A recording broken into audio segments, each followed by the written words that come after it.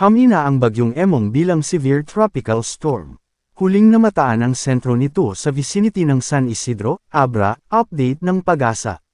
Naglandfall ang bagyo sa vicinity ng Candon City, Ilocos Sur kanin. Posible itong dumaan malapit sa Batanes mula mamayang hapon o gabi at patuloy na kikilos pa north-northeastward hanggang sa lumabas ng Philippine Area of Responsibility bukas ng umaga o tanghali, base sa forecast track ng ahensya. Napanatili pa din ni Typhoon Emong, COMI, ang lakas nitong 120 km per hour at bagsong 165 km per hour at nasa coastal waters of Bolinao, Pangasinan. Tropical cyclone wind signals. Northern and central portion of Lonayon. Western portion of Ilocos Sur. Northern portion of Pangasinan. Tropical cyclone with signal number 3.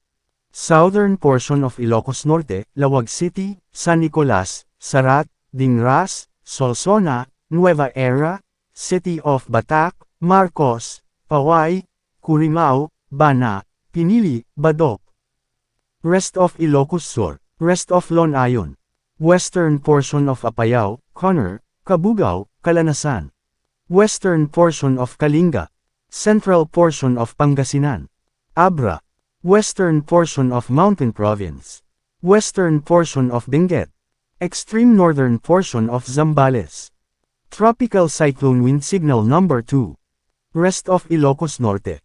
Rest of Pangasinan. Northern portion of Zambales, Masinloc, Candelaria, Palawig, Iba. Rest of Apayao. Rest of Kalinga. Rest of Mountain Province. Rest of Benguet. Ifugao. Batanes. Cagayan including Babuyan Island.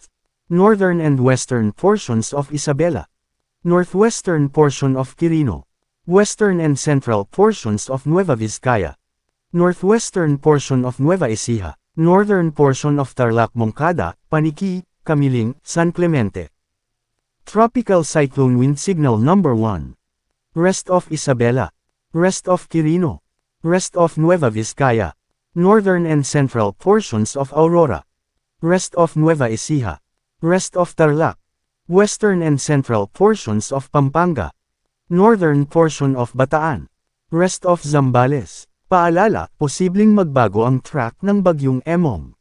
Manatiling nakatutok sa weather balita para sa bago pang updates, don't forget to subscribe.